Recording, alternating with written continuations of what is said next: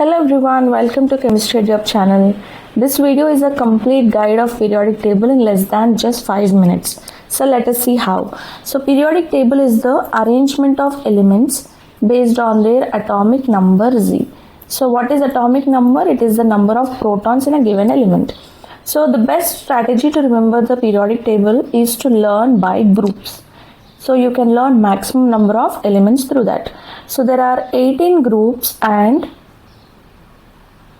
7 periods in a given periodic table. The 18 groups were either represented as numericals like 1 to 18 or they were given the Roman symbols like 1A to 8A or 1B to 8B, and 8B will have 3 different columns under it. So overall there are 18 groups and the periods are given just the numericals like 1, 2, 3, 4, 5, 6 and 7, so on. First period is the shortest period with only 2 elements. Second and third periods are short periods with 8 elements each. Fourth and fifth are long periods with 18 elements each. Sixth is the longest with 32 elements because it has lanthanides also included. That is, the first row of F block is included. So there are 32 elements.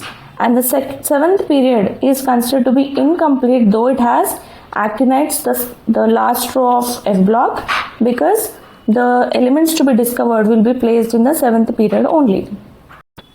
These groups are formed based on the same valence electrons. So all the elements that are placed in a particular group will have same valence electrons, and the group number is also given based on the number of valence electrons only. So 1A elements will have 1 electron, 2A will have 2, 3A will have 3, 4A will have 4, 5A 5, 6A 6, 7A 7 and 8A 8. So these are the valence electrons and the group numbers, and the elements belonging to the same group will have same properties. Whereas in the periods, the elements are different in their behavior and they have different valence electrons. To remember the elements easily, each group was given different names. So before that, we need to know the valency of these group elements. So 1A will have 1 valence electron, so the valency is also 1. 2A valency is 2, 3A valency is 3, 4A valency is 4. So from 1A to 4A, valence electrons and the valency is same. But from 5A to 8A, we need to calculate the valency as 8 minus valence electrons or group number. So we get 3 for 5A, 2 for 6A, and 1 for 7A and 0 for 8A. So accordingly, the names of these groups are: 1A group is alkali metals because 1A and 2A group elements are alkali and alkaline earth metals. It's because they form bases and those bases can be dissolved in the water when they are placed in the water. And 3A group is called boron family because it starts with boron. 4A group is carbon family because it starts with carbon. But 5th A group is called nicogens because they have the strong smell that can suffocate or choke our lungs. So they are called nicogens. Chalcogens are ore forming. So most of the ores or the minerals will have oxygen and sulfur, and hence they are named as chalcogens. Whereas 7th A group are halogens because in most of the salts you find chlorine, fluorine, bromine and iodine. So hence they are salt forming elements. And 8th A group elements have various names because they are all gases, so aerogens. They have 0 valency, so they are 0 group elements. They are inert, they do not react with other elements, so they are called inert gases. And their group number is 8A or 18th, so hence they are called 18th group elements. The periodic table is further divided into 4 blocks: S block, P block, D block and F block. So these blocks are given based on the last electron or the differentiating electron in which orbital or subshell it is entering.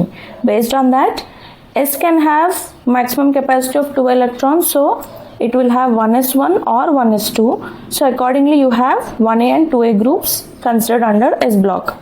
Similarly, P can have maximum of how many electrons? Only 6 electrons. So there are 6 groups, that is 3A to 8A. And similarly, D can have maximum 10 electrons. So there are 10 groups under D block.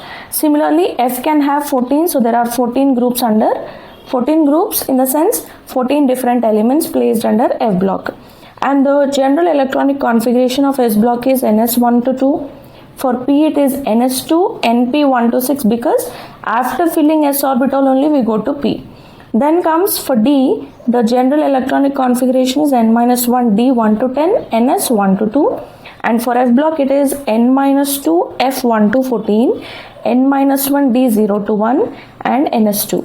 N is the ultimate or last shell, N-1 is the penultimate shell, and N-2 is anti-penultimate shell. Ultimate is last, penultimate is last but one, N-2 anti-penultimate is last, third from the last. If we talk about the nature of the elements and the physical state and all, most of the elements are metals. So from 1A group till 1A, 2A, 1B to 8B, all are metals, but the strength of the metals vary. 1A and 2A group elements are soft metals, these two groups, and the rest elements are strong metals because of the strong metallic bond. And if you talk about the 3A to 8A groups, they are all non-metals. And down, F block elements are, you can say they are radioactive elements or mostly metals, but few are man-made and few are naturally occurring elements.